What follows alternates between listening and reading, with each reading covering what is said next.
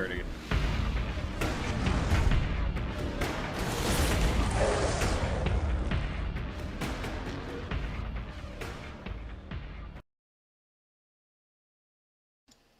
Ladies and gentlemen, welcome to the late game episode 28. My name is Lycan. I apologize for the lack of sound during the intro, but I caught the microphone in time to do this part of it. So, hello, welcome. We have a lot of guests today, but this week I think it's going to be a little more organized than last week because we have a pretty focused set of topics to discuss. I'm not going to pressure everyone to talk about the Avengers, and it's going to be good. We have a bunch of professionals here, so I'm excited. Anyway, let's do introductions first. We'll start with the new guys that have not been on the show before. Snute, thank you for coming. How you doing? I'm fine, thanks. Nice to be here. Glad to have you here. Bunny, how you doing? I'm doing good, thanks. Good, good. And then returning to the show, Puck. Hello, how are you? Doing good. Doing great, actually. Is anyone not doing good? I think that'll be an easier way to do this. Anyone doing poorly? Doing awful. Oh my god. JaKaTaK, why are you awful? I ran out of coffee. Oh, shit.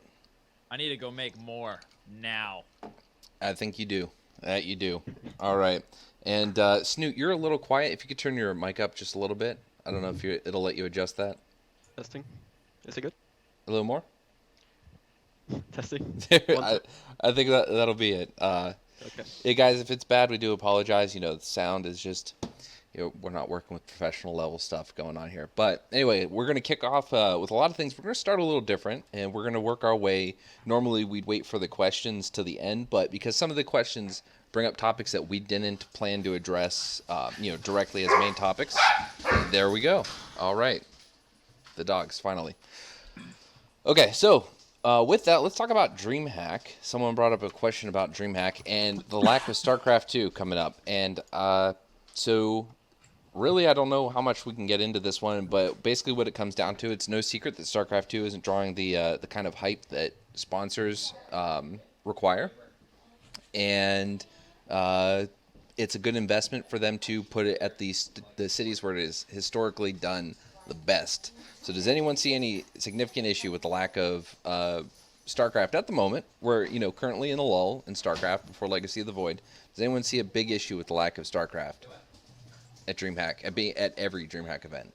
I think it's just a symptom of what's been happening for a long time, which is just we're not keeping up with the other esports, so it's just difficult. It causes a lot of problems, right? It's difficult for tournaments to justify having StarCraft. If they're going to make this big tournament, they have to put in this investment into it. They have to be able to get out of it. And they can't, and the same thing with like player contracts and stuff like that.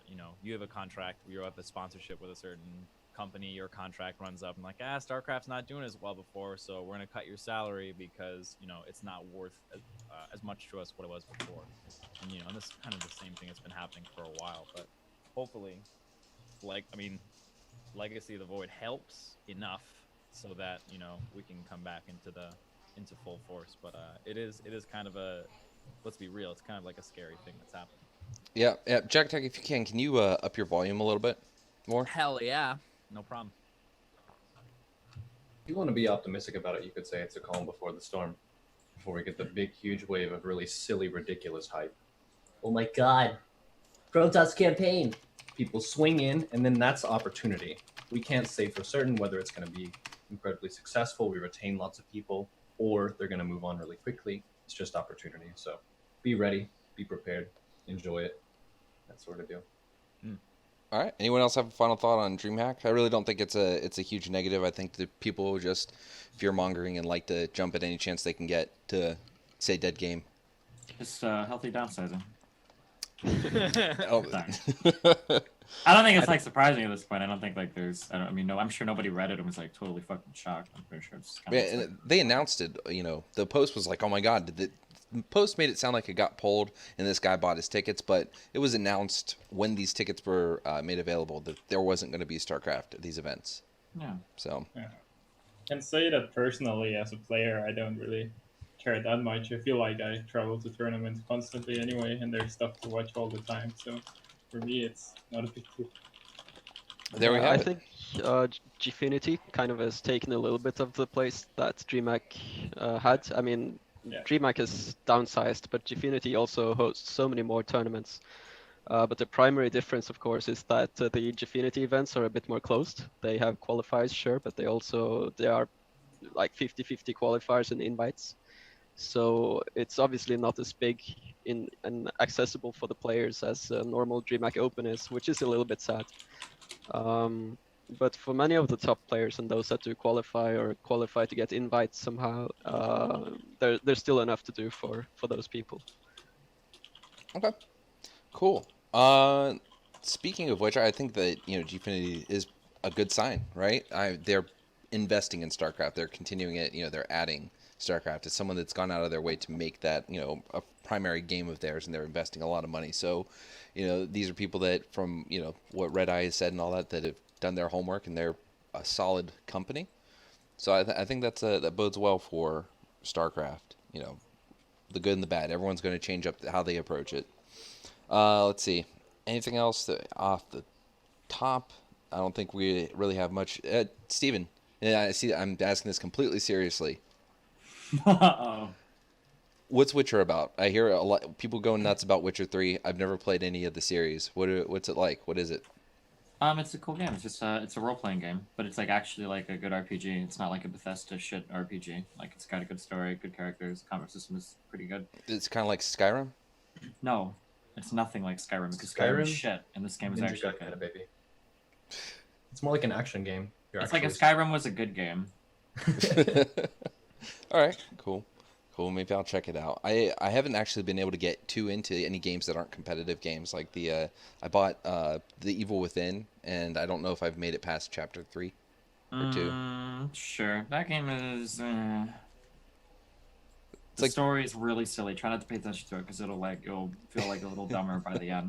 You play Terran, right? Like if you were to try to pay attention to The Evil Within all the way through, like you would come out the end a Protoss player. Like the story is like so fucking like mind-numbingly bad. Yeah, a lot of it doesn't make sense already, but it won't make any more sense by the end. Not at all. Okay, all right. Well, let's get on the main track, and let's talk about the first topic, which is investing in loss. And where we got to this, how we came up with this topic was we were discussing. JaKaTaK has been working with Pig, and I believe Neuro has as well, and Pig has been going to the core, right? So this isn't really a big thing to preach about the core. We're more here to talk about the core as an example, and Pig's journey through the core as an example of investing in loss. And I'm going to kick this to Neuro. You want to explain to the viewers what investing in loss is? So investing in loss is when you pick up a different style, strategy, technique, or method that's going to cause a dip in your results in the short term, but in the long term, you can top out at higher points. So that requires you to make peace with the fact that you're going to be losing to worse players for an extended period of time, sometimes months.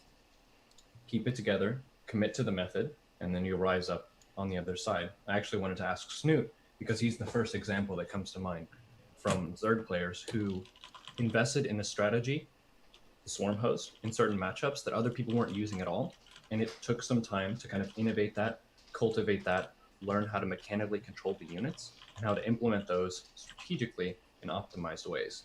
We're doing it with hotkeys now, but you did it strategically.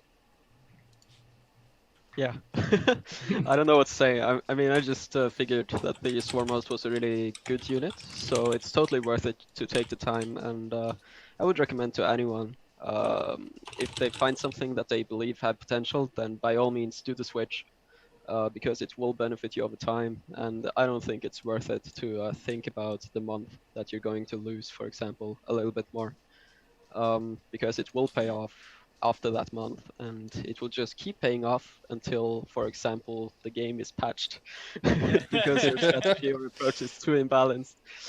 So yeah, I definitely recommend going for long-term things in your play.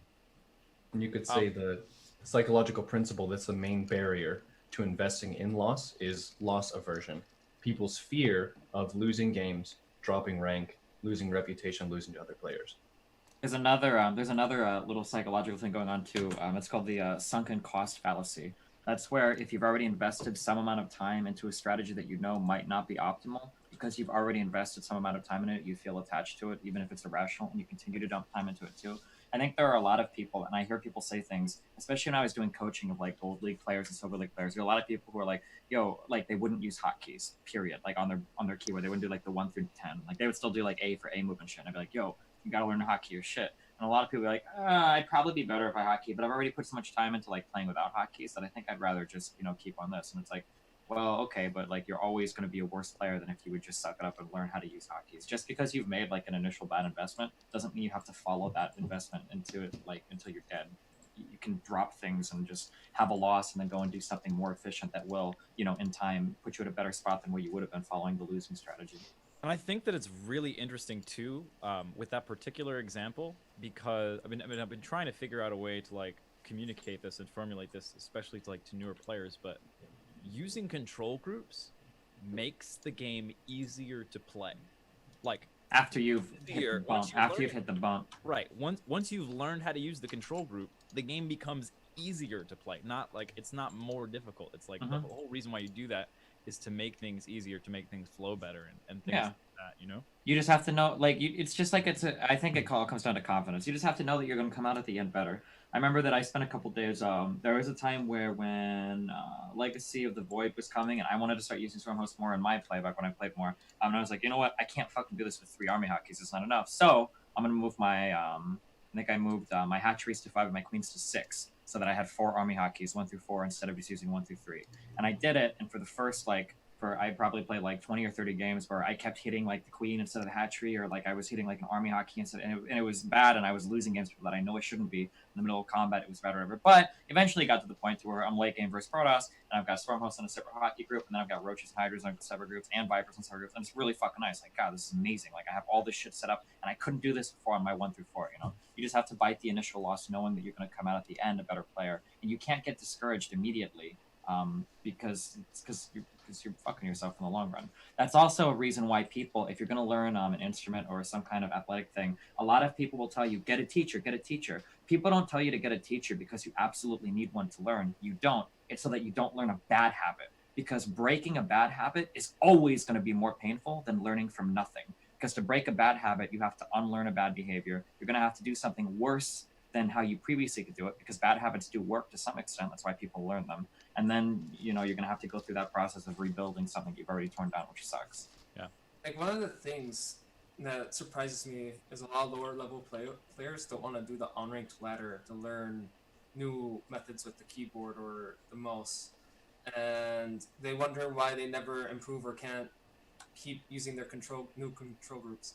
When the infrastructure is there, if they don't want to have anxiety, they can just click the find match on ranked and not worry about winning or losing, because it's not contributing to their actual league, Yeah, maybe. I think And that actually, like, running actual isolated practice, I think, is something which comes up there as well, where you can actually learn so much faster if you actually isolate the situation, especially when it comes to late game micro. Because I've been learning the core and completely changing every single hotkey I know. One of the hardest things to practice on ladder is your late game army control. Kind of like what you were talking about, Destiny, when you've got like 3-4 army control groups. You've got like infestors, vipers, and an army group. The one army I think of which uses the most micro is like Roach Hydra, Viper, Infestor, Broodlord versus Protoss. Sure. Because you have to dodge your Roach Spell Hydra casting. constantly from storms, and you need to cast Fungal and Blinding Cloud, and you need to stutter step your Broodlords. And it's one of these things where like you're gonna get like 1 in 5 games versus Protoss to get to that point, and then you're gonna get 1 or 2 fights where you're trying to like micro it, and you're like hitting the wrong keys, and then like you've got to wait another 15 games to get that same situation again. So I think something I've learned a lot from Jack helping me out with learning the new hotkeys, and I've kind of focused on a lot more, is actually looking at the different drill maps you can run. There's heaps of ones just for basic mechanics, which I'll let Jack kind of talk over, but when it comes to micro, I noticed that even a lot of GM players who have been using the same hotkeys, a few guys on my academy, a few other friends of mine, people I've coached, and I was kind of practicing micro with a few of these different people, and you think, well, they're GM players, they've been using their hotkeys for a long time. And I realized when it came to those late game micro situations, even for GM players, this isn't just lower level players, people just tend to not be that great at microing it because they haven't isolated exactly what they're meant to be doing in the situation, because there's just a complete lack of repetitive practice. We're talking players who have used the same hotkeys. They've been in this army composition point in hundreds of games, but because it's spread across thousands of total games, they've never got that repetition to actually say, wait, I need to do this differently. I need to do that differently, and then to actually do it 5, 10, 15 times in a row and get that like real muscle memory going. Because it's all about muscle memory. You know, you don't have time to think in a micro situation. You've actually just got to have it happen instinctively on your hands. All right, so Bunny, I want to take this to you, right? What I've heard about you, I was talking to some of the TL guys, and they said that Coach Park said you were one of the hardest working people he's ever seen when it comes to. Me? Yeah. So. Also the most modest. So he said you're one of the hardest working people he's ever seen. So take us to you. Can you recall a specific situation that you, any time in your career, that you were trying to improve? You reached a plateau or a roadblock, and you needed to get that next level of play to continue staying competitive. Can you think of that moment and kind of walk us through what it was and how you addressed it? Roadblocks for me, usually I just this might be a bit different as a pro player than as someone who's trying to like learn the basics and stuff, but usually when I feel lost, I just watch the Koreans play, and there's always so much to be learned from that, and there's always some new strategy or new tactic that you can use. No, there was like when I started out, I wasn't using screen hotkeys for a very long time, which was a very bad mistake. I think that hurt me a lot. It was only in like 2012 or something where I started using it.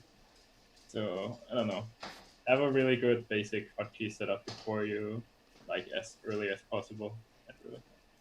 Okay, so for this and just for the rest of the show, I definitely want to focus more on the pro side of things. So you as a pro player, how you improve. That's definitely how I want to go with this, is what you guys are doing, because at the end, what we're all culminating in is we're going to discuss foreigners and their performance and all that later in the show. So definitely, all you guys feel free to answer, with like lower people in mind, but definitely we want to hear about your pro experience and And I think too, like from a fundamental standpoint, it's really kind of the same thing. Mm-hmm. It's like maybe the higher level players will be developing a certain style in a matchup, but the idea of increasing repetition and reducing variance to get deep into the strategic timings is the same as it is to get the muscle memory of, splitting up Lings and Banes into 2 separate control groups efficiently. And I think that that's sort of the idea, that if you look at, how the best people in the world develop skills, like everybody, pros, Kespa pros, musicians, everybody, that you just take that principle and you can apply it to anything. So you just need to find out what it is that you need to get better at it, where your weaknesses are, and say, okay, how can I isolate this, reduce the repetition? Reduce the variance and increase the repetition, like in order to fix this problem immediately, And then the points that Puck and Pig made both apply to investment and loss in a way that you can kind of soak the downswing partially. So if you're playing unranked, it's a less stressful environment. There are no ladder points involved, no plus minus. So people are going to be less stressed, and your main ladder rank doesn't dip as much. In addition, like Pig said, if you have drill exercises, those are totally unrelated to your winning and losing at all. And you can just isolate what you want to work on and then build up and then dive back into ranked play when you're ready for it. All right, so let's bring this one to kind of a head, and let's really nail it down. At JaKaTaK, we're talking about investing in loss. We're talking about focusing, and I'll use myself as an example, of course, pro Lycan, but the camera hotkeys. I have tried to go to the camera hotkey, and after about 30 minutes, 30 minutes exaggeration, about 2 hours of really getting my shit pushed in, I go away from it. I go back to F2A move and doing, builds that don't require, a lot of camera hotkey work, right? And that's because I'm adverse to losing. I feel like, hey, I've worked hard to get where I am. I don't like losing. I'm not gonna do that. So, can any of you give an example of a time where you invested in that loss? We've talked a little about about Pig and his use of the core. Tried learning location hotkeys, and what took me like 3 months, or maybe like 4 months, should have only taken me like a week or two. Like when I learned location hotkeys, like I wanted to learn them so bad, but I always did it in ranked ladder, and I'd always find myself like once I go up to past 2 bases, then I'd always revert to not using the location hotkeys at all. But there was another instance in time where I wanted to learn new control groups and like bring in like 2 extra army control groups, and I did a lot of unranked ladder with that, and I learned those like easily within 2 to 3 weeks, and I could like use them in ranked ladder after like 3 weeks.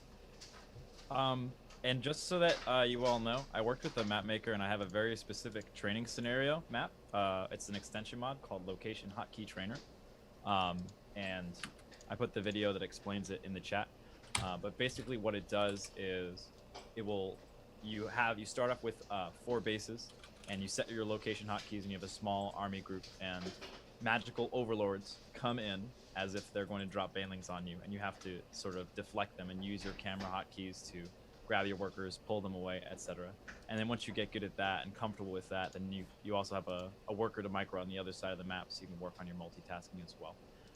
But that's just, I'm working on a lot of stuff right now as far as that goes, like getting together with map makers and doing this kind of stuff, because there's just so much potential for like all these different skills that StarCraft players need. Like, okay, you need to react really fast to when an oracle runs into your base. You know, you have to be able to react fast to it, and that's something that can be easily isolated in a practice environment like the one in the location hotkey trainer that I got set up. So definitely go ahead. If you don't use location hotkeys, go fucking learn them right now. You're gonna be really, really, really happy once you have them down.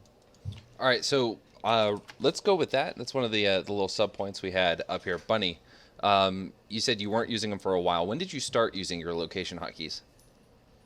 I think it was at mid 2012 or something. I just remember like after I spent few days learning it, was like, everything is so easy now. Like, why did it take so long for me to switch? Like, can you explain what exactly it helps with in the throughout the game? Helps a little bit with sort of everything, I guess. Like defending harassment is a lot easier on your bases if you just hit the screen out key, and then it's very easy to manage everything. Transferring workers becomes a lot quicker. Going back to build depots and stuff is a lot easier as Terran. And those are all just things that over time, over the course of a game, add up and make everything run smoother. Yeah, it's really important when you're doing multitasking builds like banshees and stuff that you can go back to your base really, really fast. So the screen hotkeys are very important there. Okay. Another way of thinking of it is a way of cutting down on the unnecessary screen scroll time. It costs time and resource of your mouse to move to the edge of your screen and wait until you get to where you need to go, whereas you have predetermined places of interest that are saved. You press one button and you're there. So you cut away all that time of scrolling your screen to that point before clicking the minimap. Yeah, I want to add to this point as well. Sorry. No. I'm actually I was just gonna ask you what you're probably gonna say. Yeah, in the beginning of 2014, quite a while ago, I actually disabled the edge scrolling on my screen because I wanted to encourage minimap usage for myself.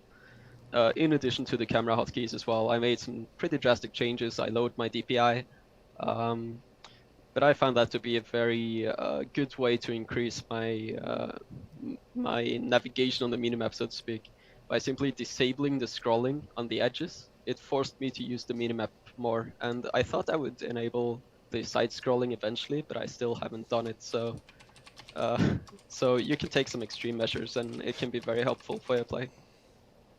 Yeah, well, I was gonna ask you about that because I was chatting it up with Pig, and we were considering what exactly we were gonna do to set up his particular version of the core. And there's actually a hotkey layout that is on my file right now that is called "Fuck You Snute," because like, I was just like, oh my god, it's such a, oh man, because I've thought about the middle mouse button scroll, using that to move the camera around, and I was talking to Pig, and he said that that's something that you did when you switched over to fleet keys, like whenever it was you said you did that. can you talk about what you like about using the what is called the middle mouse button scroll? For those of you who don't know, that's the basically what casters use, and you press a button. So instead of having to go all the way to the edge of your screen, you can move your camera from wherever your mouse is right away. And the other advantage is that you have like you can go 360 degrees. So you can't just go like 1, 2, 3, 4 directions. You can go all of them. Yeah, I think it's not too important or too significant. It was just primarily to force myself to use the camera hotkeys more and to use the minimap more. So I don't think the mouse scrolling itself is too important, whether it's edge or the middle click. I just like the middle click because you can't really use it too excessively because then your mouse will pretty much fall off the mouse pad. So again, it's just me being forced into using smarter means. And you know, I don't want to be boxing my army or navigating the field all too much. Sure, I might set up a really big concave or something. But in general, you don't need that level of micro usually in such a big field. So I feel like it works out. And the minimap is pretty much faster as well. I'm not What sure have you about had, this. or go ahead. Yeah, sorry. I'm not sure about this, but I heard some rumors about Life not really using a whole lot of camera hotkeys and using the minimap a lot by clicking on it, but I'm not sure. What if you had like a mat set up on the floor that would like connected to the arrow keys of your keyboard? So if you wanted to move the screen around, you just push it with your foot like an organ player. If you actually got proficient at that, how cool would it be to be able to select units and shit on the screen while also moving the screen around? That would be pretty fucking dang. I don't know. I feel like it'd be. I feel like, as silly as it sounds, I feel like it'd be pretty reasonable to learn. Because one of the biggest problems, like when I'm thinking of the difference between like so with what Snute said that using the middle mouse button isn't that big of a difference between dragging your thing to the edge of the screen. Like my gut there is to say like, well, if you drag your mouse to the edge of the screen, if you want to micro units on the screen, after you go to the edge of the screen, now you got to go back to the units, which is inefficient. But if you hold down the middle mouse button and drag too, you also can't really click while you're holding down the middle mouse button. You can't really select anything, and you can't like move your mouse either. So I guess both have their problems. But if you had arrow keys on the floor, like on a giant like DDR pad or something, and like you just move your screen around like that, holy shit, I don't know. Are you gonna do it, man? Are you gonna? It would be funny to bring to tournaments, that's for sure. We'll show up, you bring your Yeah, USB right. dance pad, You'd start be wrapping damn it good out. at that, man. I'm sorry, that counts as a third-party program according to the terms of service, and will not allow that at this tournament. Yeah. Really? Like, what if you just? No. That was a total joke. That's why I used my joke voice. Okay, Total joke. got it. You can have I mean, it two would just be hooked keyboards. up to the arrow keys on your. Yeah, that's. Yeah, so theoretically it should be okay, maybe. You can have two yeah, keyboards and you take off your socks and then you play with your toes. You know they make the DDR pads like that are plastic and like can be rolled up, right? So that could fit. Yeah. That could fit nice and tight with your inside your keyboard bag. Bam, there you go. We just revolutionized StarCraft, boys. Go us. You heard it here first on the late game. All right, cool beans. So we talked about camera hotkeys, investing in loss, hotkey optimization. You want to? I don't really know much about it. I'm a creature of habit. Like I said, I don't like to change if I don't have to. But hotkey optimization. You want to run us through it? JaKaTaK, tell us what it's all about. Yeah. So there are two main things that will make you faster at playing StarCraft concerning the hotkey layout.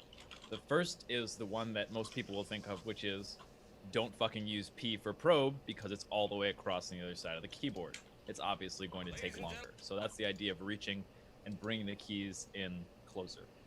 The second one, which is a little bit more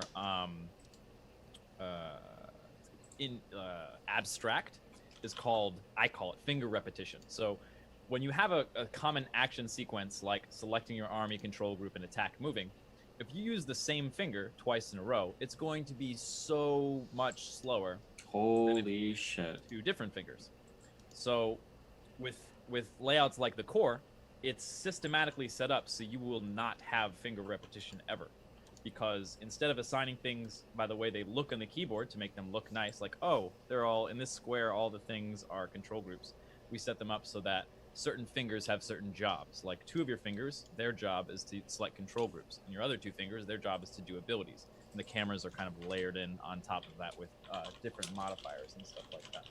And then the last kind of small thing is you can do cool little tricks with modifiers like when you're egg hotkeying, you can make control add to control group instead of shift. And if you do that, you control click and add to the control group. And instead of having to press control, to click everything and then shift 3, you can just press control 3 and it'll add to the control group. You take a little action out there. There's a couple small things like that, but the two main things are finger repetition and reaching. Have you? It's actually really funny because I talked on my stream like that for like 15 minutes earlier, like exactly what you just said about the finger repetition. Does anybody here type kind of quickly, like over 100 words per minute? Not that fast.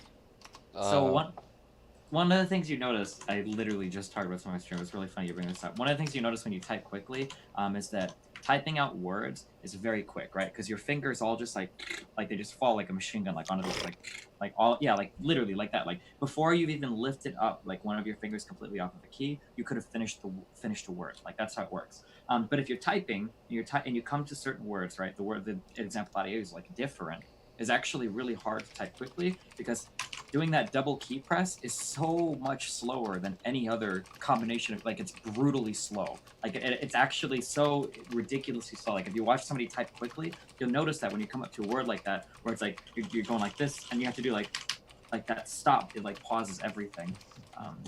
Yeah, so it's interesting you bring that up. I've always wondered in StarCraft 2, like, how annoying that, like, how much that can affect things. Like, to center on a hotkey group, like, having to push, like, 4 twice to, like, bring it up on the screen is really fucking annoying because it takes so much more time than doing, like, like, you can do, like, 1, 8, 2, 8, 3, 4, like, you can do that in, like, literally almost the same amount of time as it takes you to type the same key, like, twice in a row. Well, that's a bad example because you have to type the A multiple times. Well, I think piano players are the same thing, right? If you have to ever, like, repeat a key over and over again, you're going to either, like, alternate fingers to do it, or you're going to, like, an extreme example, alternate hands.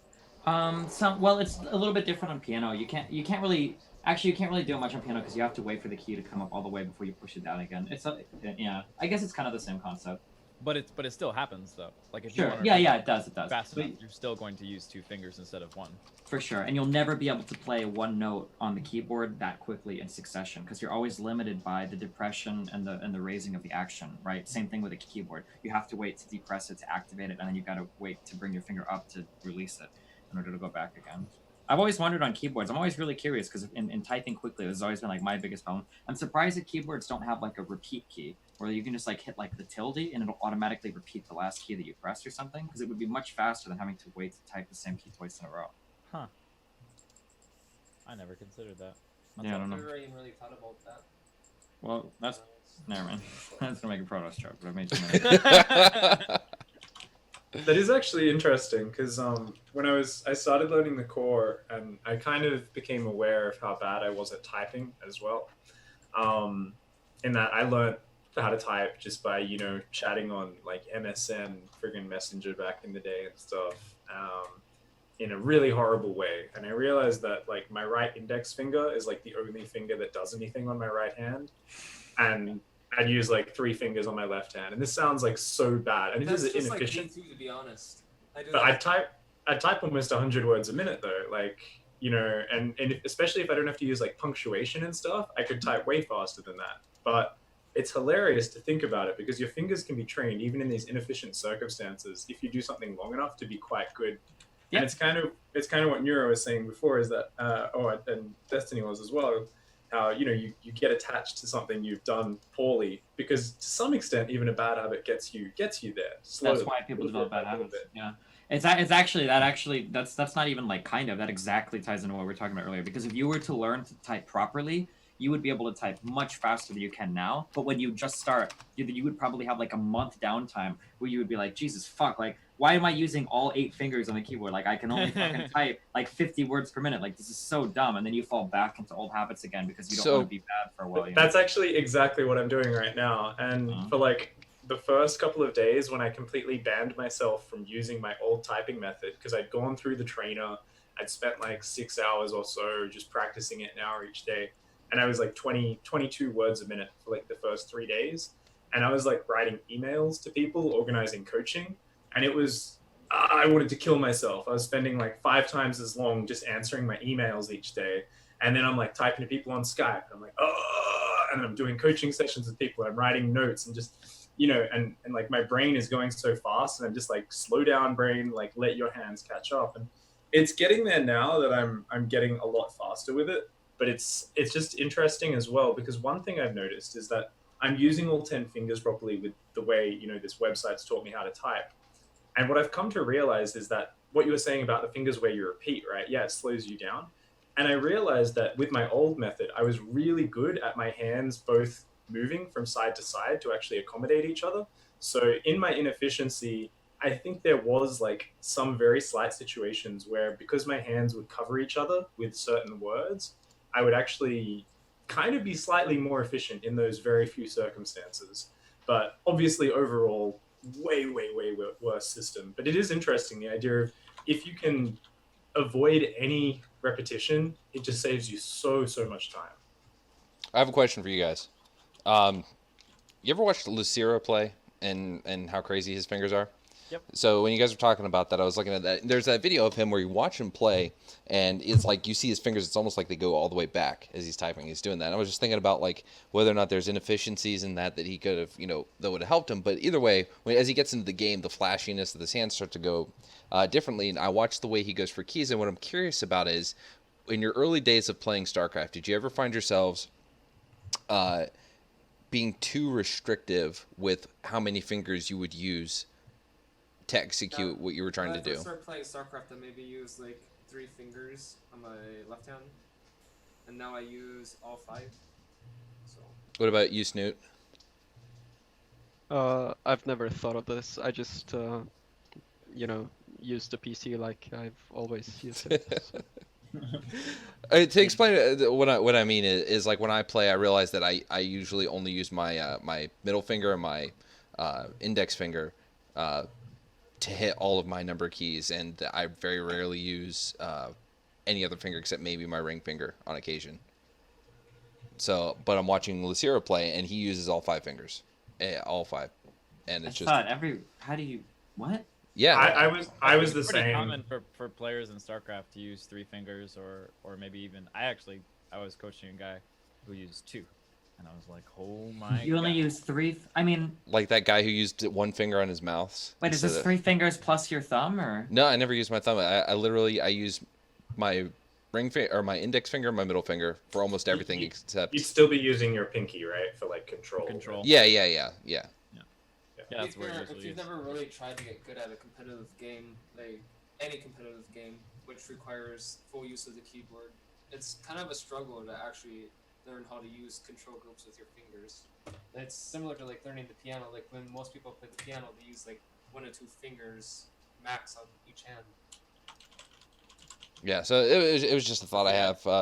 Teachers were like, "No, you must." I was like, I hate you. And I'm starting to think like, I find myself stumbling as I get into higher APM games, and I'm wondering if we're talking low level now, but if that's something that I might need to work on, You need to break that habit. You should definitely use all 5 fingers immediately. Like it's like growing an extra arm. I can't imagine trying to play with only 3 fingers. It seems like it would be excruciating.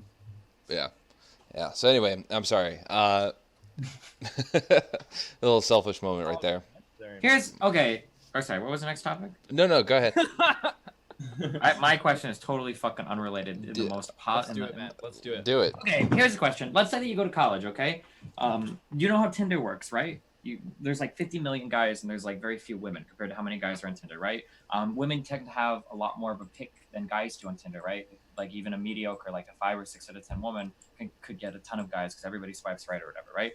Why is it that women? It seems like if you were in college and you were a woman and you were trying to save money, why doesn't a woman just get a new Tinder date every single night and just have them always buy dinner for them? This seems like a really easy way to like constantly get free food. Do you think anybody ever does this? Yes, I imagine so. Why not? I mean, how many girls, Yeah. like, at the risk of this going down a really bad path, how many people do you think go out on a weekend and think, I'm not bringing my wallet because I know that every weekend I go out and drinks are bought for me, so I don't need to buy anything? Wasn't Wait, there? what? I remember Some of that cut seeing. I think probably 7 per 1,000 people. That's my estimate.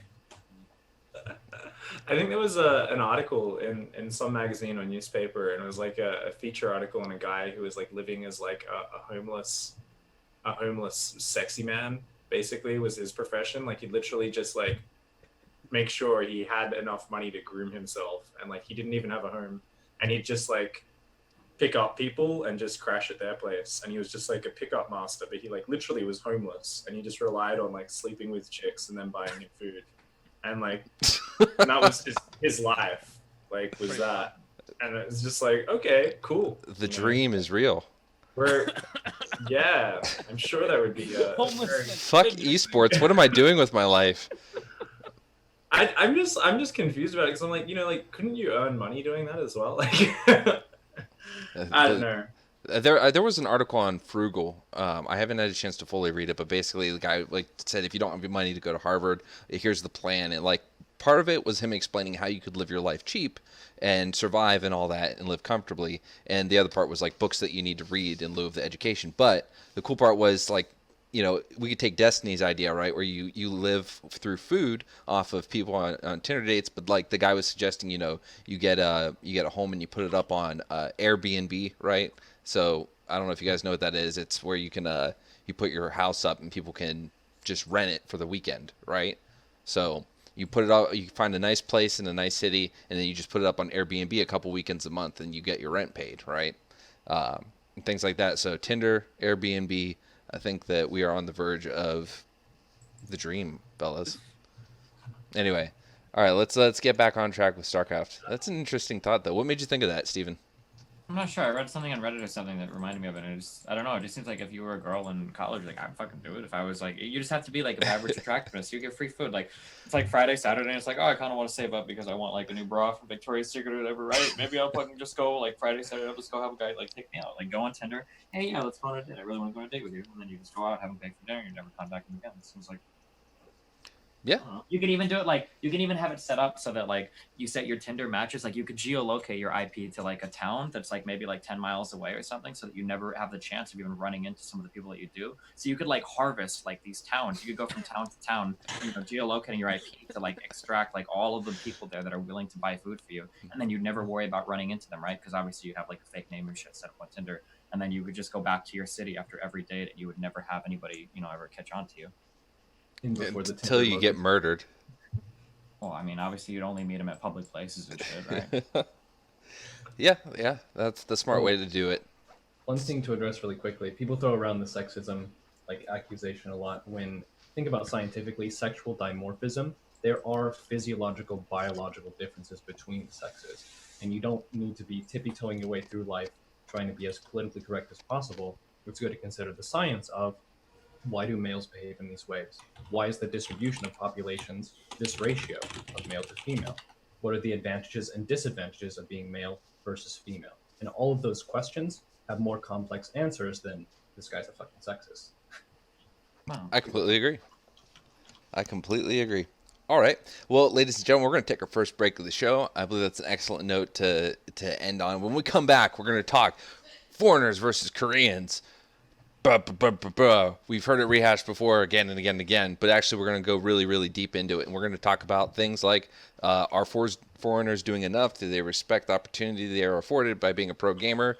Are they practicing as hard as they should, or are people being too hard on them, etc., etc.? So we will be back after this commercial break. Talk to you soon. Oh, and my break screen is broken, so you're just going to have to stare at a countdown timer if you have ad block. But we'll see you soon.